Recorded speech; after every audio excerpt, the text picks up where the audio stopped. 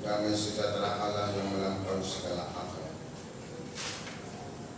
Itulah yang memelihara hati dan pikiran saudara dalam Kristus Yesus Tuhan. Amin. Saudara-saudara yang terkasih dalam Kristus Yesus, kita terima firman Tuhan pada sore hari ini dari Injil Yohanes 15 ayat yang pertama sampai dengan ayat yang ke-8.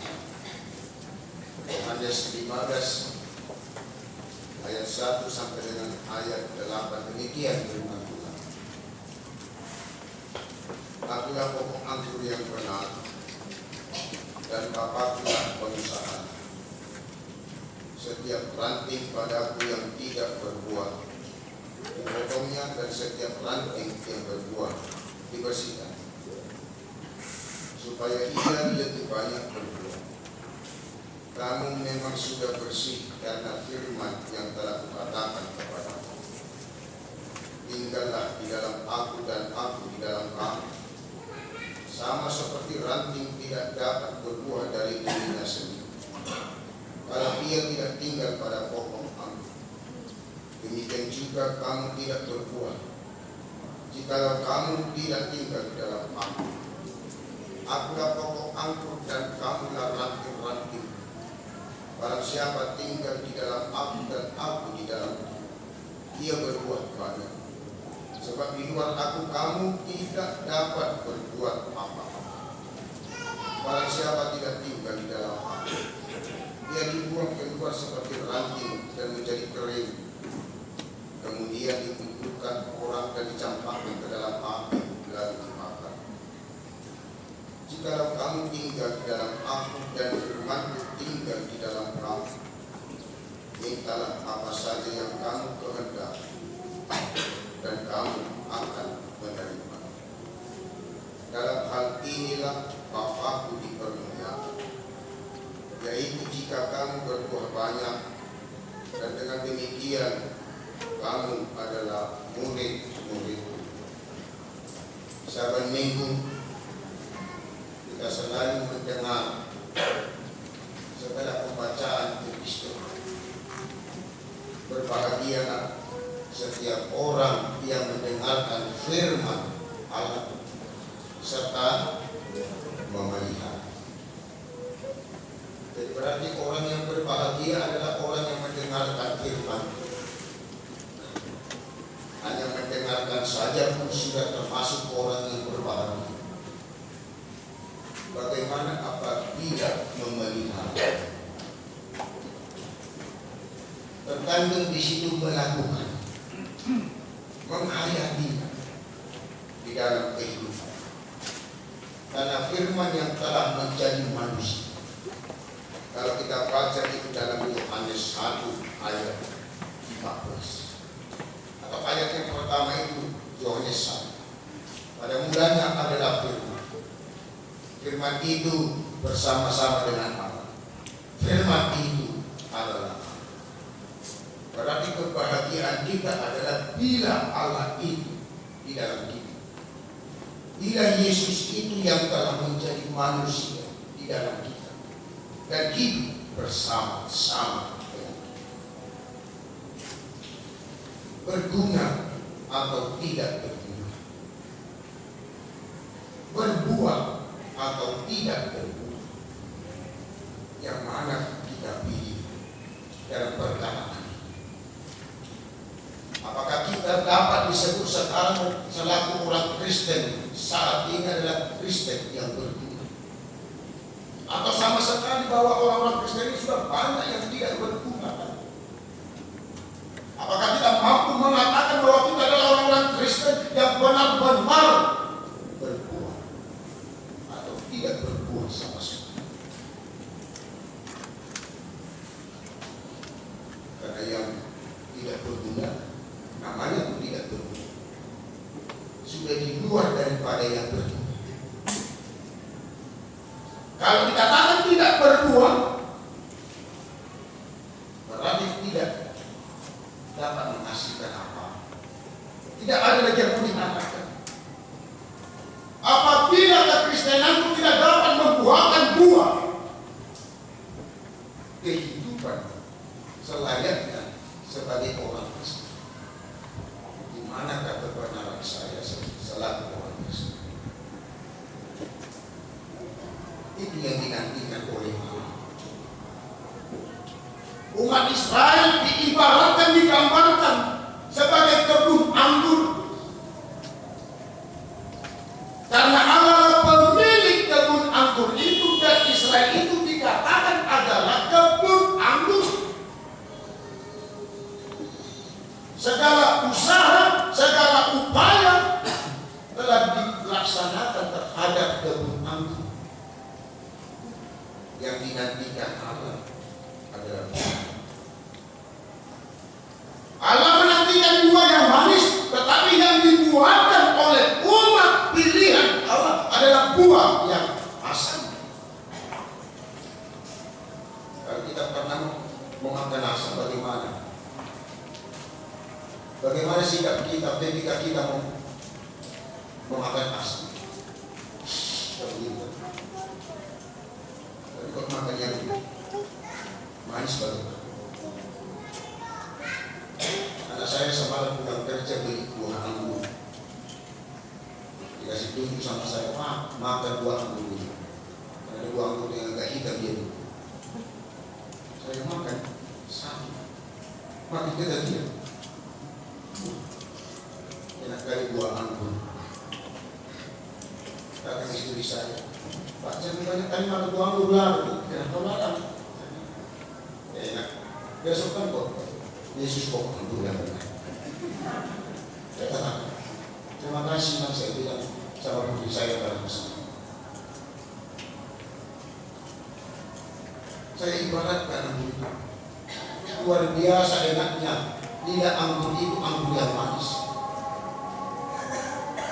Inilah yang Yesus katakan, akulah pokok anggur yang benar.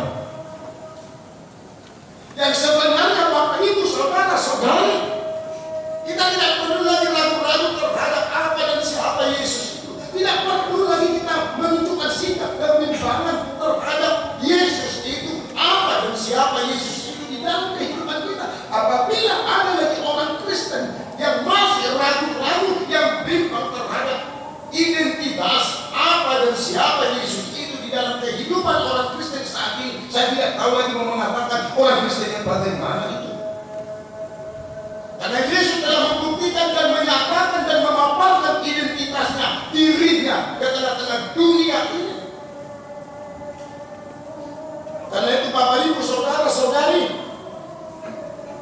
yang mau Allah harapkan kalau kita baca dalam Yesaya 5 ayat 1 sampai dengan 7. Buah yang manis tetapi yang dihasilkan adalah buah yang asam.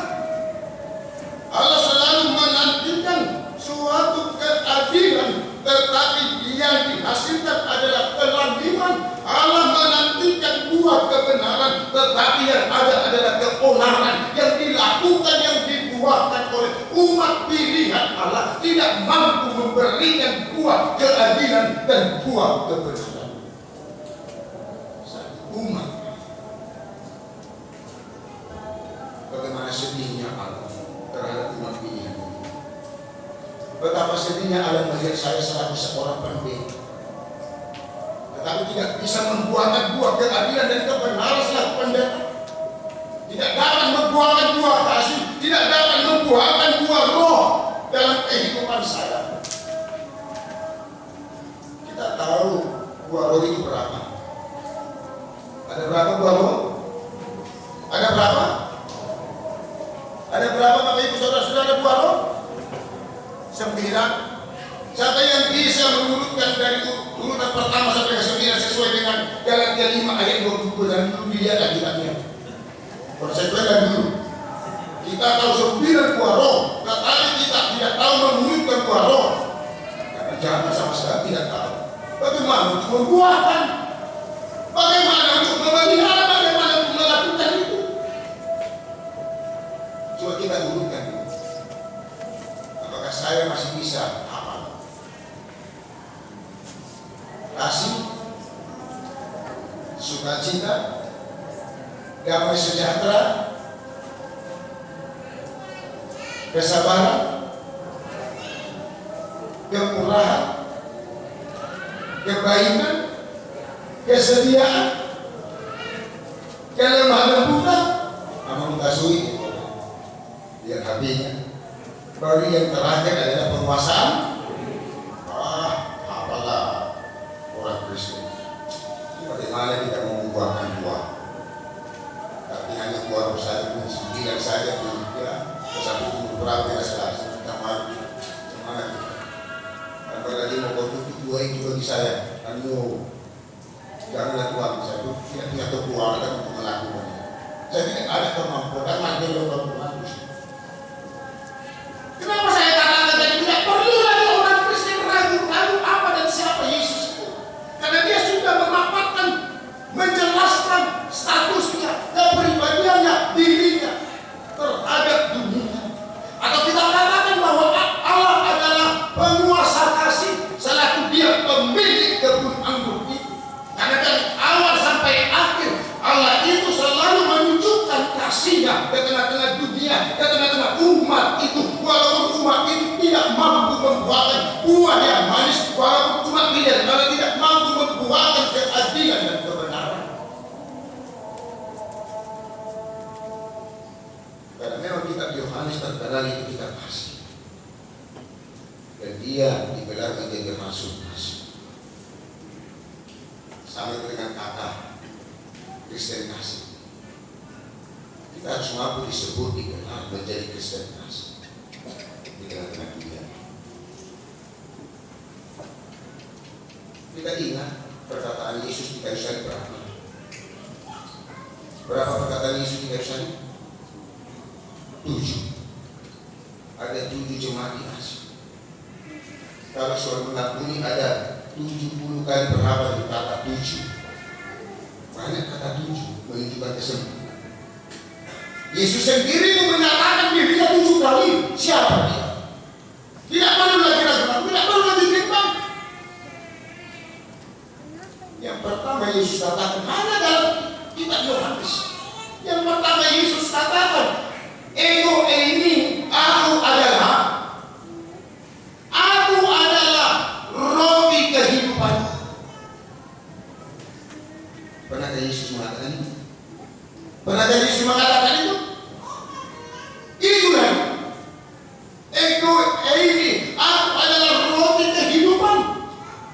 Kalau Yesus tidak katakan bahwa dia adalah roti kehidupan, siapa dari antara kita, siapa dari antara orang-orang yang ada di tengah-tengah dunia ini yang mampu mengatakan bahwa dia adalah roti kehidupan?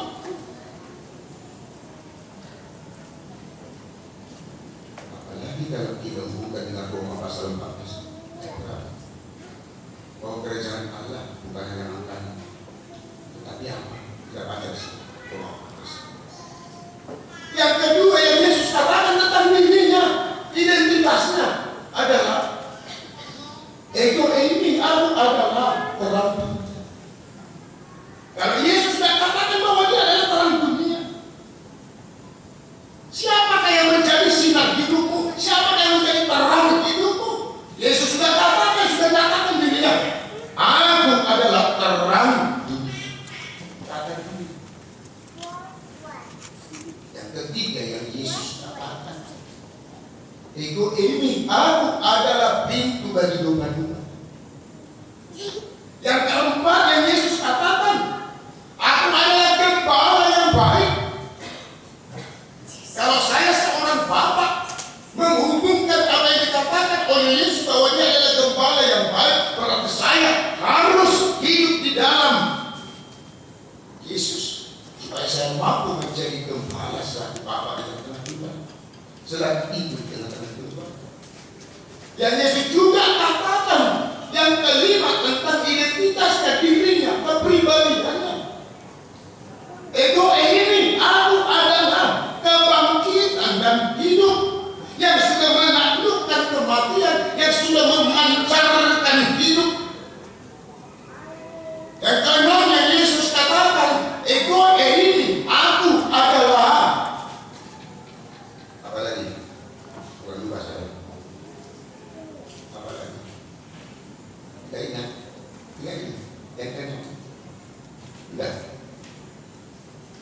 Minggu ini aku adalah jalan dan kebenaran. Yohanes 14. Dan yang ketujuh, apa yang katakan Yesus?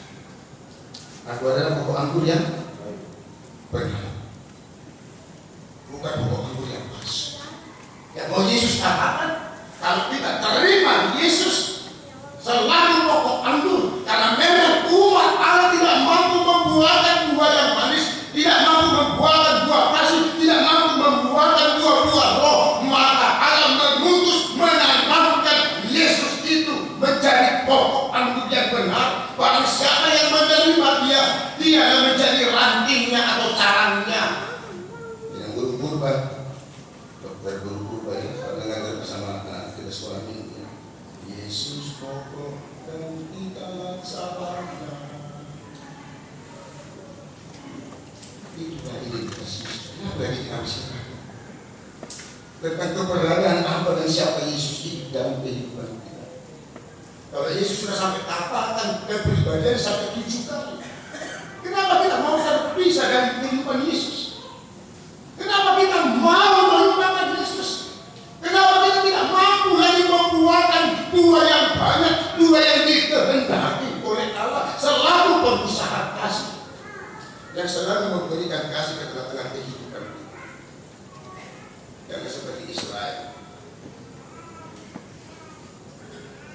Kita memang benar-benar menyadari bahwa kita adalah seorang Kristen yang benar, selaku ranting, selaku murid. Nama Allah selalu bersemakin kita bermulia di dalam kehidupan. Ada begitu arti itu saudara-saudara. Betapa bangga dan bahagia seorang orang yang memberangkatkan anaknya dari kampung ke kota untuk kuliah. Begitu bangganya dan bahagia. Yang timbul dalam benak, dalam hati dan pikiran orang tua itu. Anak saya nanti makin berhasil dan memiliki masa depan yang hebat dan luar biasa. Si bapak dan si ibu bantu juga untuk bekerja, untuk memenuhi kebutuhan. Dulu waktu yang hari tanggal 8 dilahirkan teknologi. Karena nama Yesus kita itu karena aktualisasi Yesus. Diberikan kepada seorang siswa untuk membantu tadi tanggap bencana. Yang diberikan undangan yang simpel, yang dananya sumbangannya 2,5 juta.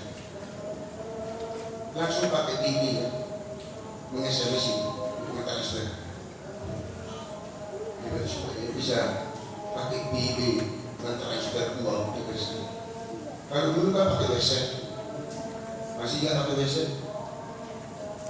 Jadi waktu saya tahun 82 sekolah guru dunia di sekolah itu menanti-nantikan WC. Kalau WC ini bukan ada tuh berita. Dia selalu dikatakan bapak saya dalam berita ini, nggak pakai SMS, WC lagi.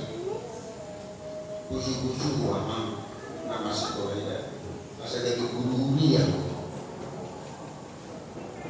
Tiap bulan itu berita orang tua saya kepada saya ketika mengirimkan belanja saya ke sekolah tadi melalui kantor pos WC. Jadi kalau tanggal-tanggal ini saya datang ke kantor pos, datang ke WC itu saya paksa. Selalu saya ingat itu nasihat orang tua saya. 4 tahun saya sekolah guru budaya di sekolah tahun itu berarti 12 kali 4 ya, 48 kali dari mukadimah orang tua saya, 7 orang. Dia begitulah si anak ini, pengiriman melalui WC. Tetapi apakah memang benar-benar anaknya itu kuliah atau tidak? Ternyata si orang tua selalu banting tulang untuk bekerja di kampung, untuk memenuhi kebutuhan si anak berkoyak-koyak di bawah, bukannya kuliah. Selalu mengharap sudah sampai tahun ke-5, bahkan sudah sampai lebih tahun ke-5, si anak kembali. Begitu senangnya bahagianya orang tuanya. Bagaimana kuliahmu, anakku? Ya sebentar lagi Pak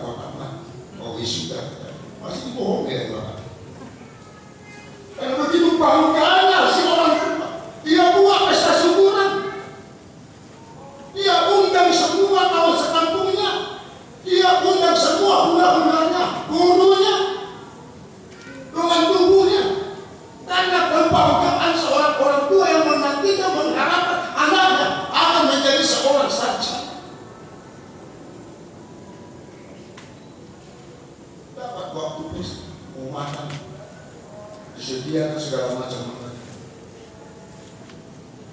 Nah, burunya kan buru kan sibuk tuh, Mas. Itu waktu mau makan, mau bikin dua makan.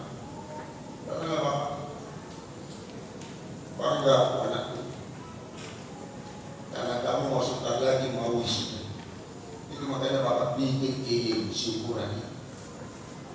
Karena itu kamu yang bikin doa. Dulu kamu dia.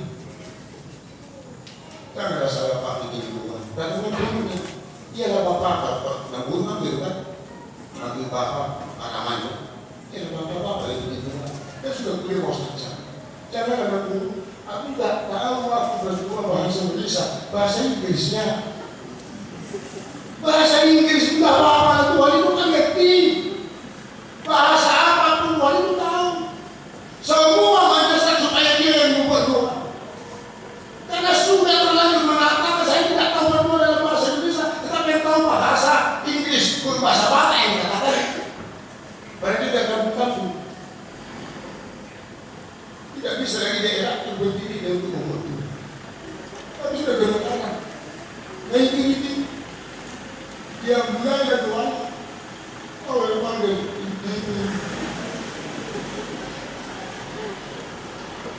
semakin dia mengatakan apa lagi yang susahnya. Nggak tahu lagi mau bilang apa. Tiba-tiba dia hilang. Oh ini dong tahu. Semakin dia mengatakan nggak tahu lagi mau bilang apa seterusnya. Terus dia bilang Pak Polistik, Pak Yestik, Golden, Prasya, Bregeden. Kata burunya, wah, Bregeden yang dibikin perjuangan. Karena namanya bikin Bregeden. Hercules, Bradesur, Hollywood. Yang dia mencapai adalah nama-nama bioskop, nama-nama berhaja. Karena bukan ke kuliah, tetapi ke bioskop, ke belajar-belajar. Kamu mau langsung dia makan. Aku sudah gagal, Pak. Aku memang tidak kuliah selama ini. Langsung setelah si anak yang diperangkatkan untuk membuahkan bunga yang baik, tetapi tidak mampu membuahkan. Banding dengan orang tua. Tetapi si anak tidak mengerti dan tidak tahu memberikan buah kebahagiaan kepada kita.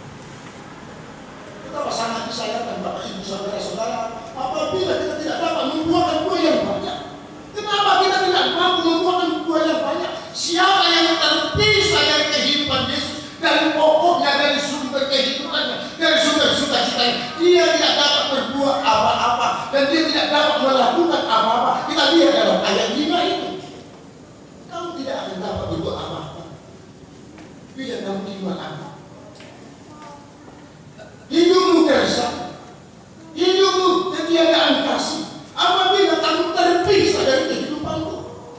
Karena itu Yesus katakan, akulah pokok anggur yang benar. Yang mau dikatakan Yesus itu, akulah ranting-ranting itu. Ranting-ranting yang tidak berbuah harus dipotong, dan ranting-ranting yang berbuah harus dibersihkan. Karena kita sudah dibersihkan melalui darah, melalui salib, melalui kematian Yesus. Kita sudah dibersihkan melalui penerima yang telah menjadi manusia yang sudah tersalib itu. Kita sudah dibersihkan melalui pengampunannya. Kenapa kita tidak mampu membuahkan buah yang banyak? Apanya? Kalau sudah dewasa bagaimana? Bisa lagi kita membuahkan buah yang banyak. Buah yang banyak. Siapakah yang dikatakan yang tidak berbuah? Yang pertama adalah orang Yahudi yang menolak Yesus, yang tidak menerima Yesus, yang tidak percaya kepada Yesus. Yang sebenarnya Yahudi dan Israel yang menjadi ranting-ranting itu yang dapat membuahkan buah yang dikehendaki oleh pemilik. Siapakah yang tidak berbuah ini?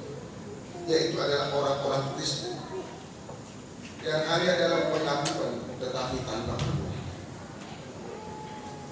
Dia mengaku Kristen, dia mengaku percaya kepada Yesus, tetapi tanpa perbuatan, tanpa mampu membuahkan. Siapakah yang tidak berguna, yang tidak dapat berbuah? Adalah orang-orang yang menolak Yesus sama sekali. Adalah orang-orang yang mendengar Yesus, lalu dia melayani Yesus hanya dengan bibirnya saja. Kalau kita baca dalam Yesaya 29 ayat 13 dan Matius 15 ayat 8 sampai dengan 9. Bangsa ini memuliakan aku dengan mulutnya, tetapi hatinya jauh daripada.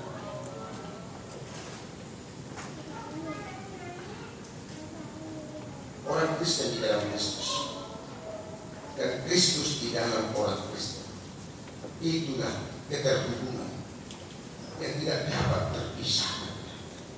Apabila hidupku terpisah dari Yesus selaku pokok aku yang benar, berarti hidupku gersang, hatiku gersang, pikiranku gersang. Karena rahasia dan inti kehidupan Yesus adalah keterhubungannya dengan Bapa. Dia tidak terpisah hanya kepada Bapa. Sekarang yang menjadi inti dan rahasia kehidupan orang Kristen apa? Kita harus jelas itu. Harusnya ada dalam kehidupan kita. Apa rahasia dan inti kehidupan orang Kristen?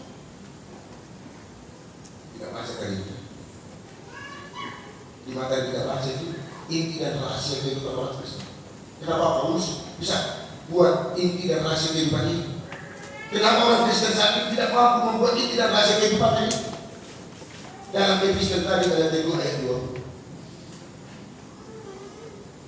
Namun aku hidup, tetapi bukan lagi aku sendiri yang hidup, melainkan Kristus yang hidup di dalam aku, dan hidup yang kuhidupi sekarang di dalam daging adalah hidup oleh iman dalam Anak Allah yang telah mengasihi aku dan menyerahkan dirinya untuk aku.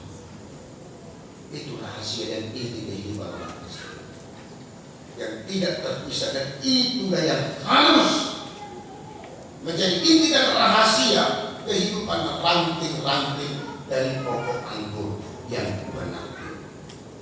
Karena itu Bapak Ibu Saudara-saudari, jangan memberikan waktu hanya sesaat pun untuk melupakan Yesus. Jangan memberikan waktu hanya sesaat pun untuk terpisah dari Yesus. Tetapi tetap tinggal di dalam Yesus. Karena kita tidak dapat berbuat apa-apa dari diri kita sendiri. Bukan karena keyahudian, bukan karena kekristenan kita membuatkan kita selamat, beroleh keselamatan, tetapi hanya oleh dan melalui iman kita kepada Yesus kita beroleh keselamatan.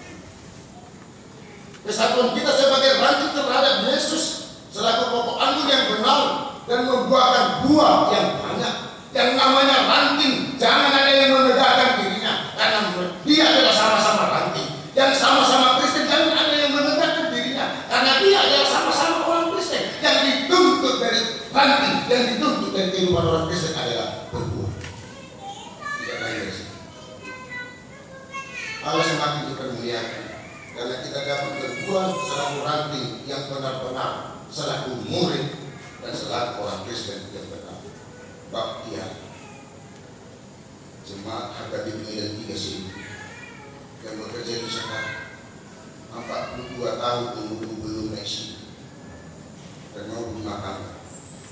Jangan anggap naik sini ini adalah sini, surat izin menguli, surat izin menikah. Jangan.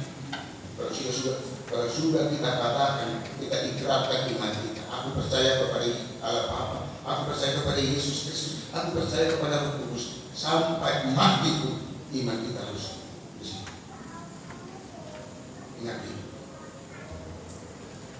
Serpong ini sebagai pelaksana untuk memimpin naik sini baktiar sini.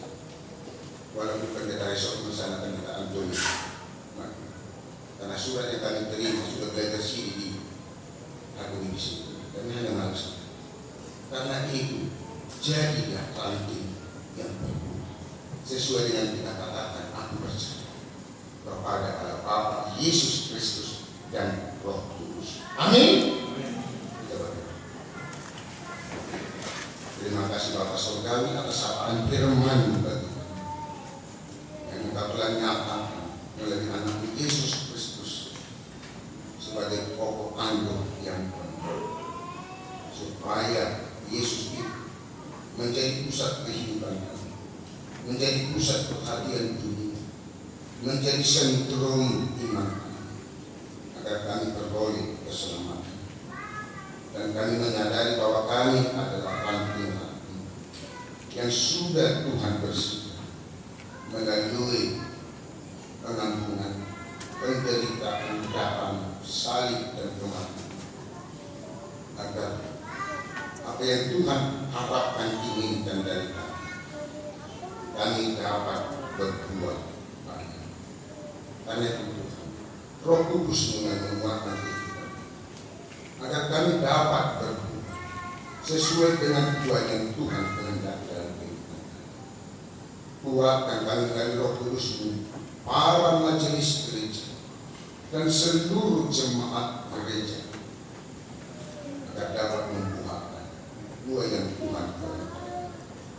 Bila kami terpisah dari Tuhan secara ukur amin, kami tidak dapat membuahkan buah yang baik, buah yang Tuhan kehendaki dari kehidupan kami. Karena itu firman-Mu yang mengingatkan kami agar kami jangan memisahkan diri kami dari Engkau, sumber kehidupan, sumber keselamatan, dan sumber sukacita dalam kehidupan. Berkat kasih karunia-Mu selalu Tuhan limpah kepada seluruh majelis gereja, keluarga dan anak-anak, dan bagi seluruh jemaat-Mu dan mulai anak-anak sampai yang paling, agar tetap di dalam kekuatan, kesehatan, dan sukacita yang daripada Tuhan untuk melaksanakan segala aktivitas kegiatan dan pekerjaan, dan juga studi dan perkuliahan, juga hikmat dan kefirmanan yang dari Tuhan memenuhi kehidupan seluruh majelis gereja dan jemaat gereja, menerima kekuatan yang dalam diri, menerima kesembuhan, kesehatan, kekuatan bagi jemaat yang di dalam tiada emas, menerima sukacita yang di dalam kesusahan dan penderitaan. Biarlah Tuhan kami buat tinggal di dalam kehidupan kami, dalam minggu baru sampai akhir hidup kami. Amin. Kita bernyanyi sambil menyampaikan